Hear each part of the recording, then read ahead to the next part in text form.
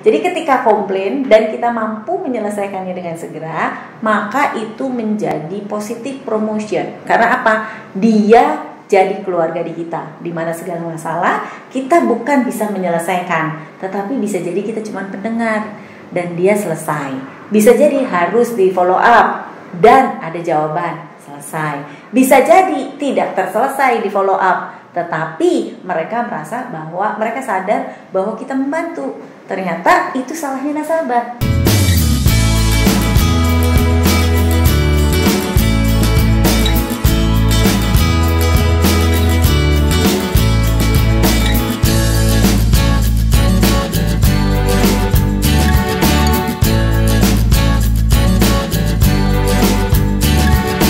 Customer yang keberatan adalah di reframe kembali. Jadi kita figurakan kembali dengan kata-kata yang memberikan keuntungan. Itu yang membuat kita harus pandai-pandai melihat bahwa weakness itu atau teroris itu memang nggak ada di pikiran kita. Karena kita bisa jadi mereframe kepada nasabah, melakukan layanan kepada nasabah dalam kacamata yang baik untuk nasabah, gitu ya. Jadi tugas kita adalah kita menjadi helper sehingga kita menjadi service ambassador yang baik, dan efeknya adalah funding mereka akan stay di kita atau bertambah, bertumbuh dan bertumbuh.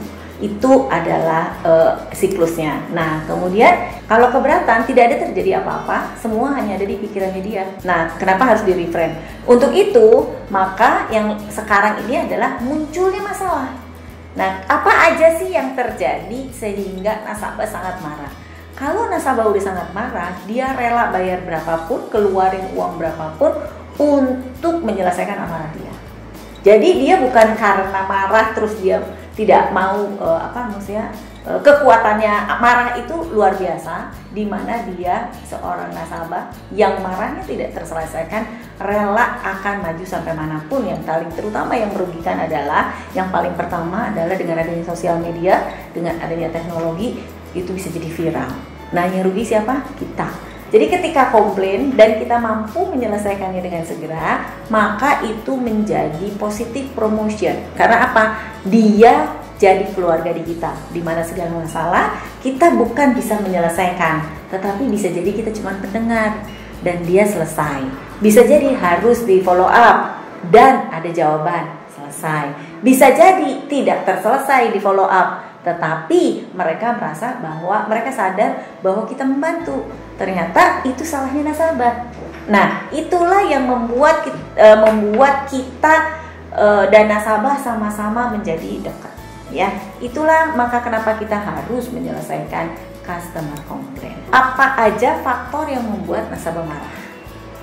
Dan terutama adalah komplain apa aja, dari yang paling rendah sampai paling marah. Jadi ada kasus apa aja yang dilakukan kita. Biasanya nasabah marah adalah biasa dia tidak didengarkan.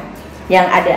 Yang kedua, nasabah ini dia adalah merasa kita melakukan salah, tetapi ternyata setelah kita terangkan, kita tahu SPO-nya, kita lihat sesuai alurnya gitu ya, kita lihat creating moment of truth-nya, dan ternyata dia salah. Dan kita tidak boleh menyalahkan nasabah. Bukan nasabah adalah raja, tetapi nasabah adalah customer-nya kita. Ya, nasabah adalah friends. Tapi tuh kan, Bapak yang salah. Makanya saya tahu bahwa ini bukan kita yang salah, Bapak yang salah. No, kalimat itu tidak, tetapi Pak, sebaiknya saya terangkan sebentar, boleh? Nah, diterangkan begini. Oh gitu ya, jadi saya dong yang salah. Nah, kalau salah itu muncul dari dirinya customer, maka itu fine dan keren, hubungan kalian makin dekat. Yang ketiga adalah salah daripada apa yang kita lakukan, itu tidak ada follow up-nya. Dan yang paling marah adalah tidak ada follow up-nya. Jadi kita janji, nanti sore saya telepon, enggak nelpon. Terus kemudian sampai seminggu enggak nelpon juga. Nah, ketika udah sampai seminggu, hari ke-8 nasabah datang, itu akan sangat marah. Padahal bisa jadi permasalahannya adalah sederhana. Bisa jadi karena kita lupa karena tidak taruh di logbook, bisa jadi karena di reference ke bagian lain marketing tapi tidak juga di follow up karena kita sebagai ambasador service, kita tidak ngejar ke AO. Kita hanya serahkan ke AO dan sudah, itu urusannya AO, bukan urusannya kita. Nah, itu cukup hati-hati teman-teman. Nah, sehingga saya butuh kita semua itu bisa saling sharing masalah-masalah apa yang terjadi, karena itu memperkaya kita untuk mempercepat penyelesaian, sehingga moment of truth and creating moment of truth-nya makin solid. Ada 5 strategi yang bisa membantu menyelesaikan nasabah komplain secara profesional manner. Jadi attitude-nya kita menjadi lebih baik. Yang pertama, stay calm. Jadi kita tetap tenang. Ya Pak, tapi body language kita agak maju ke depan agar apa? Kita nampak peduli. Iya Pak, saya paham. Saya mengerti. Oke, nah kemudian jadilah telinga. Ketika kita jadi telinga, hati kita nggak boleh ada pikiran apapun. Walaupun saat itu kita baru dimaki-maki sama dia, kita nggak boleh naik jadi emosi. Kalau emosi, muka kita kelihatan dan dia marahnya bukan karena masalah, tapi marahnya ngelihat kita. Karena apa? Ada aliran marah dari kita kepada dia. Itu yang harus hati-hati. 2 ini adalah perlu latihan. Emosi kita itu harus dilatih. Ketika emosi kita nggak baik yang muncul, maka mulailah cari orang-orang yang bermasalah. Dan apakah itu munculnya menjadi bara api, atau itu kita mulai belajar, ayo tenang Uwi, Uwi tenang. Ngomong sendiri di dalam hati, Uwi tenang. Oke, belajar diam, tenang. Bagaimana seperti kita menghadapi ular, manusia dan ular. Ayo tenang, diam. Kalau kita diam di tempat, ular menjadi tenang dan dia pergi. Nah, itulah analogi antara ular dengan orang. Kita harus tahu, kita juga harus akui masalahnya kalau memang itu ada salah di kita. Kalau tidak, tadi kata respect tadi adalah maaf, itu yang pertama tadi adalah untuk respect dan hanya sekali. Nah, dan kemudian kita harus temukan masalah. Pak, boleh saya minta waktu 1 hari untuk menemukan masalah ini, sehingga nanti sore saya kabarin Bapak jam 5. Gimana Pak? Pokoknya cepet aja lah, kamu ngabarin saya. Ya Pak, nanti jam 5 saya akan kabarin. Kalau bisa sebelum jam 5 kita udah telepon.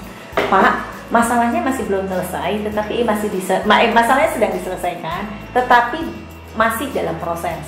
Jadi saya kabarin Bapak supaya Bapak nggak nunggu. Jadi biarkan saya telepon lagi 2 hari lagi Pak. Nah, itu penting. Jadi bagaimana kita mampu melayani customer komplain, maka kita mampu menghadapi nasabah siapapun. Jadi tolak ukur kita menjadi ambasador layanan itu adalah mampu menerima handling komplain dan menyelesaikan, bahkan balik lagi. Tetapi kita karena udah biasa menerima hal tersebut, maka kita menjadi makin dingin, makin tenang, makin cool. Makanya dengan banyaknya komplain artinya nasabah kalian banyak. Ya, nasabah kalian banyak sehingga kita harus pasti yang nomor 5, tawarkan masalah. Dia suka tidak suka, tapi Pak bagaimana jika begini, bagaimana jika begini, bagaimana jika begini. Ini tugas kita sebagai orang yang misalnya kita orang yang mudah emosi, kita yang sangat agresif, kita harus belajar menjadi telinga. Pelan-pelan telinga kita dipakai dua-duanya dan kita lebih cooling down. Itu bagaimana kita handling customer komplain. Bagaimana setelah kita paham tadi dengan 5 tips kita, 5 strategi kita, gimana kita harus tetap tenang gitu ya. Kemudian kita harus jadi pendengar yang sangat baik, bukan hanya baik tapi sangat baik, supaya itu kemudian kita akui ada masalah. Bila tidak ada masalah, maka kata maaf hanya sekali sebagai respect. Maaf Pak, saya paham banget atas yang Bapak hadapi. Terus ketika memang minta maaf, maka follow up dengan cari faktanya. Kalau ternyata itu salahnya nasabah, kita tidak perlu menyalahkan, kita diam, tapi kita sudah menyampaikan alurnya. Kemudian tawarkan solusi. Nah, itu kemudian tentunya yang saya belum sampaikan adalah PHP. Nih yang kita tidak boleh adalah PHP. Kita sebagai tim layanan, kita harus pastikan kita dilarang keras untuk PHP. Bagian layanan yang profesional, yang mannernya baik, yang attitude-nya bagus, maka jangan pernah kita PHP. Maka janji seorang layanan adalah mulutmu harimaumu, kalau bahasa aku. Jadi mulutmu adalah harimaumu, karena itulah yang akan dipercaya oleh semua orang. Maka kenapa kita selalu menyarankan sosialisasi, pahami SPO, pahami kebijakan. Jadi segala handling komplain kecil.